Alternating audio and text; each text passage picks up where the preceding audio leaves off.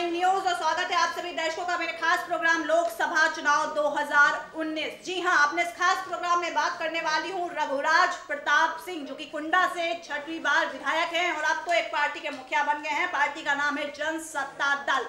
और ऐसे में अब राजा भैया जो है लगातार एक अपने बड़े बदलाव को लेकर चर्चाओं का विषय बन गए हैं। जी हां, उत्तर प्रदेश में एक तरफ प्रियंका गांधी की राजनीति या देश की राजनीति में प्रियंका गांधी की एंट्री और यूपी में उनका आगाज कहीं ना कहीं जो है सुर्खियों में बना हुआ है, तो इसी बीच राजा भैया में आया बड़ा बदलाव भी अब चर्चाओं का विषय बन रहा है, क्योंकि बाहुबलियों में उनका नाम शुमार किया जाता है। राजा भैया का एक दबंग छवि के नेता जाने जाते हैं। मीडिया के सवालों का जवाब हो या फिर जब अपने समर्थकों के साथ किसी महफिल में या किसी सम्मेलन में पहुंचते हैं तो वहां पर उनका जो एक रसूख है, जो उनका एक राजनीतिक जो उनकी पहचान है वो देखने को मिलती है। और जब उन्होंने लखनऊ में रैली की थी बीते साल, तो वहां पर भी उनका वही वर्चस्व, वही रसूख, वही दबंग छवि और वही बाहुबल नजर आया था। लेकिन वही बाहुबली राजा भैया अब बदले से नजर आ रहे हैं। जी हाँ, प्रयागराज संगम नगरी प्रयागराज में वो वहां पहुंचे अर्धकुंभ में, उन्होंने दिव्य प्रेम सेवा मिशन मंच से प्रवचन दिया और बहुत ही आराम से, बहुत ही प्यार से,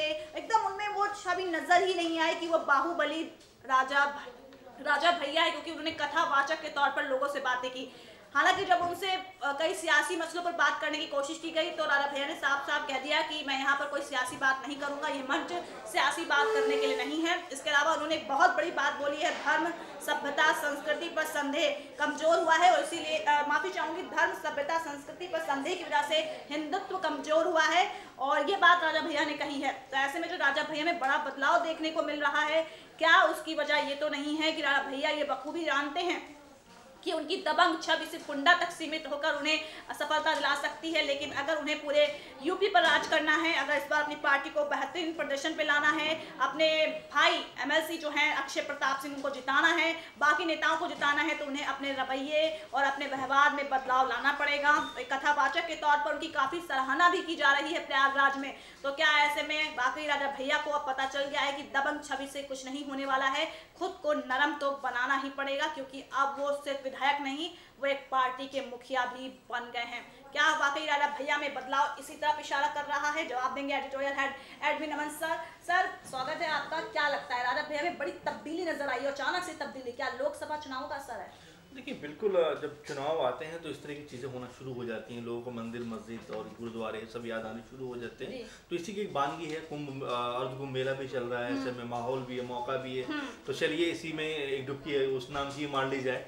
तो ठीक है, राम नाम की लूट है, लूट सके तो लूट, अंत समय पछताएगा जब प्राण जाएंगे छूट। अभी वक्त है तो उस समय क्यों ना इसको किया जाए। इसी कड़ी में राजा भैया भी नजर आ रहे हैं। मुझे याद आ रहा है कि अभी कुछ दिन पहले ही उनके भाई अक्षय की मुलाकात अतीक से होती है बरेली जेल में आकर, और 30 मिनट की मुलाकात चलती है। लगातार पूर्वांचल की जो समीकरण उसको लेकर बात हुई होगी, जाहिर बात है, और ये चर्चाएं भी लगातार जोर पकड़ रही थी, क्या अतीक को अपनी पार्टी में शामिल कराने में सफल हो पाएंगे, क्योंकि कुछ दिनों पहले अतीक ने भी चुनाव लड़ने का ऐलान किया था, लेकिन वो एक अलग बात है। लेकिन हाँ, ऐसे में बिल्कुल मैं आप जो माहौल बना रही हैं पूरी तरह से उस चुनाव को लेकर, तो जाहिर बात है उसमें कि हर नेता, हर जो इस समय, और अब क्योंकि पार्टी के मुखिया भी वो हैं, तो ऐसे में बिल्कुल वो चाह रहे हैं कि कोई भी पत्ता जो वो खेलना चाह रहे हैं वो सटीक पड़ना चाहिए, वो जो मतदाता उन तक उनकी बात पहुंचनी चाहिए। ऐसे में देखिए, हम एक बार प्रोग्राम भी कर रहे थे कि पूर्वांचल में उनकी खासी दखल है, 3-4 जगह की अगर बात करें, तो ऐसे में ज़रूर वो यही सोच रहे हैं कि कम से कम पहले ही चुनाव में कुछ एक सीट अगर उनके हाथ लग जाए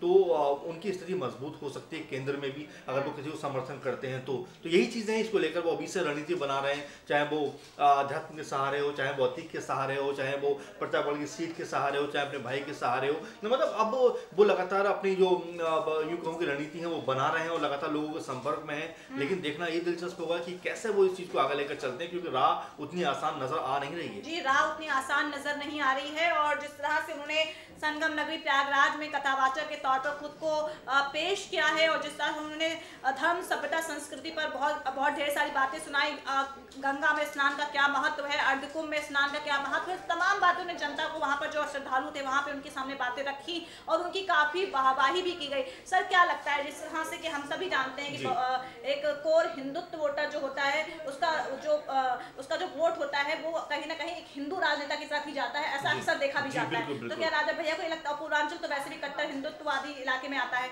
तो क्या लगता है आपको कि राजा भैया की ये जो रणनीति है कहीं हिंदुत्व वोटर को अपने पाले में खींचने की तो नहीं है? बिल्कुल हो, जरूर होगी, क्यों नहीं होगी। उनकी राजनीति अगर आप देखें इस बीच तो लगातार उनका सॉफ्ट कॉर्नर रहा है और उन्होंने बातें जिस तरह की भी कही है वो ये लगा है कि वो जरूर चाहते हैं कि जो हिंदू मत है उनकी तरफ भी आकर्षित हो, क्योंकि उनका अगर हम देखें तो कुंडा के प्रतापगढ़ के अलावा कोई बहुत ज्यादा वर्चस्व नहीं है यूपी में, तो ऐसे में ख्वाहिश तो यही होगी किस तरह लोगों को पकड़ा जाए। और आपने कहा सिर्फ हिंदू, में मुझे लगता है सिर्फ हिंदू नहीं, वो अतीक के संपर्क में इसलिए है ताकि कुछ मुस्लिम नाम, ताकि सेकुलर का जो चेहरा वो भी बनाकर वो रख सके, इसीलिए वो लगातार उनके संपर्क में भी है। लेकिन हाँ, मैं फिर कहूँगा पूर्वांचल का जो इलाका है यहाँ से वो ये सोचते होंगे कि कुछ एक सीटें अगर उनके हाथ आ जाती हैं तो उनकी दखल मजबूत हो सकती है। मुझे नहीं लगता कि 1 या 2 सीटों से ज्यादा वो अभी शायद लड़ पाएंगे या लड़ने की सोचेंगे जो उनकी मजबूत बात कही है, लेकिन जो जोरदार तरीका होता है वहां पर 2 या 3 या 4 सीटें ऐसी होंगी जहाँ पर लड़ना चाहेंगे। उसके बाद अगर उनके पास उसमें कुछ वोट आते हैं तो देखिए 2022 का चुनाव सामने आ रहा है, विधानसभा का चुनाव आ रहा है, ऐसे में जरूर ये रणनीति बनाएंगे कि कैसे उस विधानसभा खींचने की तैयारी और जनता का मूड पढ़ने की भी कहीं ना कहीं कोशिश इसके जरिए जरूर होगी, किस तरह जनता हमारे पक्ष में है या नहीं है, या सिर्फ कुंडा के आसपास ही हम हैं या प्रतापगढ़ में भी कहीं है हमें या आसपास के जो जिले हैं उनमें भी कहीं है। तो अभी से उसकी रणनीति बनाने की कोशिश हो रही है और देखिए पहला मौका है, क्योंकि इससे पहले अगर हम देखें तो लगातार वो निर्दलीय रूप में चुने जाते रहे हैं, चुनाव लड़ते रहे हैं, लेकिन हाँ इस बार एक दल विशेष बनाकर वो चुनाव में आने की तैयारी में है। लेकिन हाँ, क्या उनके अलावा जो लोग हैं उनको जनता पसंद करती है क्या उनके अलावा जो लोग पार्टी से जोड़ रहे हैं उनका इतना वर्चस्व है क्या, इन सब मुद्दों पर अभी बहुत सारा मंथन होना बाकी है। लेकिन हाँ, जिस तरह से वो संगम नगरी पहुंचे हैं और अध्यात्म का कहीं ना कहीं लोगों को एक यूं कहूं कि अपनी तरफ आकर्षित करने का एक जो मंत्र दिया है, हो सकता है उनके लिए कारगर हो, लेकिन बहुत बड़े स्तर पर नहीं हो सकता, बहुत बड़े लेवल पर वो चीज नहीं आ सकती। लेकिन हाँ, ये जरूर हो सकता है कहीं ना कहीं कि क्या आने वाले दिनों में उनकी जो रणनीति है वो उनको कुछ वोट दिला पाएगी, इसको लेकर जरूर चर्चाएं गर्म होंगी। इसको लेकर तो जरूर चर्चाएं शुरू हो गई है और राजा भैया का ये बदला जो रंग है, जो तेवर है, जो कलेवर है, वो भी चर्चाओं में आ रहा है। जनता उनके इस कलेवर को पसंद भी कर रही है। सर, अर्धकुंभ में हमने देखा शिवपाल सिंह यादव, अखिलेश यादव, स्मृति ईरानी, सीएम योगी आदित्यनाथ, वहाँ पे बीजेपी योगी सरकार ने तो अपने यहाँ कैबिनेट मीटिंग ही कर डाली, तो वहाँ पे सारे नेताओं का मजमा लग रहा है। ऐसे में खबर आ रही है प्रियंका गांधी भाई राहुल गांधी के साथ बहुत जल्द पहुंचेंगी जब वो देश वापसी करेंगी। इसके अलावा पीएम मोदी के जाने का भी जिक्र हो रहा है। मतलब तमाम राजनेता जो है अर्धकुंभ में आस्था की डुबकी लगा रहे हैं, क्योंकि सबको कहीं ना कहीं गंगा मैया से आशीर्वाद चाहिए कि भाई इस बार हमारी सरकार। अब राजा भैया ने एकदम यूनिक कॉन्सेप्ट अपना लिया है, वो गए वहाँ पे कथावाचक बन गए। क्या लगता है, खुद को एक अलग तरीके से मीडिया में लाने का ये हो सकती है? बिल्कुल हो सकती है कोशिश, और लगातार कोशिश जारी है। लगातार नेता कुंभ के जरिए, अर्धकुंभ के जरिए, स्नान के जरिए लोगों को खींचने की कोशिश कर रहे हैं, क्योंकि बड़े स्तर पे लोग वहां पहुंच रहे हैं, आस्था का केंद्र बना हुआ है और वहां पर लोग अगर आ रहे हैं तो जरूर ये संदेश काफी दूर तक जाता है। और ऐसे मीडिया भी वहां पर लगातार नजर बनाए हुए, तो ये जरूरी है कि कुछ अलग करो ताकि लोगों के बीच हमारी कम से कम कुछ चीजें पहुंच सके। लेकिन देखिए इलेक्शन अभी पूरी तरह से खुला नहीं है, यूं कहूं कि बीजेपी अभी खामोश है, बीजेपी ने अभी पूरी तरह पत्ते नहीं खोले। ऐसे में जरूर जो छोटे छोटे दल हैं,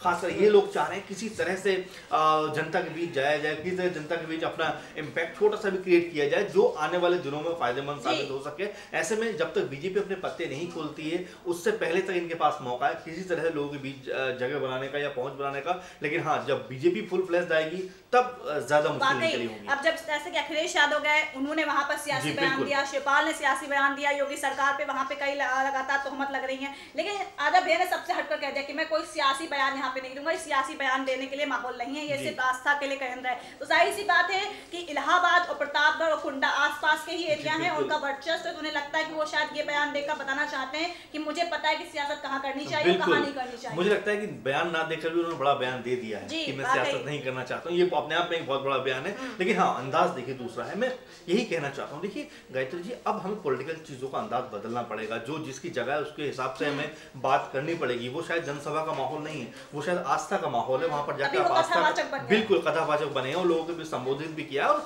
वहां पर उन्होंने कोई पॉलिटिकल बयान या पॉलिटिकल कोई बात नहीं रखी। उन्होंने ये कहा कि ये पॉलिटिकल जगह नहीं, जहां होगी मैं वहां जाकर उसका बयान या इस तरह की बातें रखूंगा। तो ये एक अच्छी चीज है। मैं यही सोचता हूँ, यही चाहता भी हूँ कि हमारे देश के जो पॉलिटिकली जो लोग हैं वो अब अपने आप को चेंज करें, जो जिस तरह का माहौल हो वहां पर उस तरह की बात करें। हर एक मुद्दे पर बिल्कुल हर एक मुद्दे को सियासत का अखाड़ा न बनाए, हर मुद्दे पर सियासत ना करें, क्योंकि देखिए कुछ चीजें आस्था जुड़ी है। वहां पर राहुल गांधी भी जाएंगे, वहां पर मोदी जी भी जाएंगे, वहां पर योगी आदित्यनाथ जाएंगे, एक दूसरे को कह तो जरूर रहे लेकिन जा सब वहीं पर है, तो यानी कि ये आस्था केंद्र है, तो ऐसे में इस पे राजनीति ना हो तो बेहतर है। क्या लगता है कि राजा भैया जो वहाँ पर एक बदले बदले कलेवर में नजर आए, इसका कुछ फायदा मिलेगा या बिल्कुल बस ऐसे ही? ये महत्वपूर्ण सवाल है गायत्री, लेकिन मैं फिर कहना चाहता हूँ कि देखिए जब तक बीजेपी अपनी पूरी तरह से फॉर्म में वापस नहीं आएगी यूपी में, तब तक ये छोटे छोटे दल हैं, जो नेता हैं, ये लगातार अपने फन को ऊंचा रखेंगे, उठाए रखेंगे। लेकिन जब बीजेपी आएगी और उसके पास क्या प्लान है, क्या प्लान नहीं है, अमित शाह या मोदी जी के पास क्या मैजिक है इस बार यूपी को जीतने का, जब पत्ते खुलेंगे तो फिर नजर आएगा कि क्या इनमें वाकई दम है या इसे जो है कि बरसात जब थोड़ी देर के लिए आती है उस तरह के लोग होकर साबित हो जाते हैं। वाकई, और बहुत कम दिन बाकी हैं, आगामी 4 मार्च को अर्धकुंभ का समापन हो जाएगा और ऐसे में चुनाव आयोग की तरफ से तारीखों का ऐलान भी अगले महीने संभव बताया जा रहा है। तो ऐसे में अर्धकुंभ का समापन और सियासी कुंभ भी शुरू हो जाएगा, जो शुरू हो गया है, लेकिन चुनाव आयोग की तारीखों के ऐलान के बाद तो और ज्यादा दिलचस्प हो जाएगा। फिलहाल राजा भैया जो कथावाचक के तौर पर नजर आए हैं प्रयागराज में, वो कहीं ना कहीं उनको फायदा दिला सकता है और निस्संदेह जिस तरह वहाँ पे राजनेता अपने अपने सियासी बयान दे रहे, सबसे हटकर वहाँ पे राजनीति करने में कामयाब हो गए हैं राजा भैया। और शायद प्रतापगढ़, कुंडा, इलाहाबाद का जो क्षेत्र है वो उनकी एक पहुंच का क्षेत्र है और शायद उनको ये जो वहाँ पे उनका बदलाव है, इसका शायद उनको फायदा भी मिल सकता है। तो फिर ऐसे में बने रहिए आप SPN 9 न्यूज के साथ। कल फिर से आपके सामने एक अहम मुद्दा लेकर हाजिर होंगे जो जुड़ा होगा लोकसभा चुनाव 2019 से। शुक्रिया अमन सर, नमस्कार दर्शकों।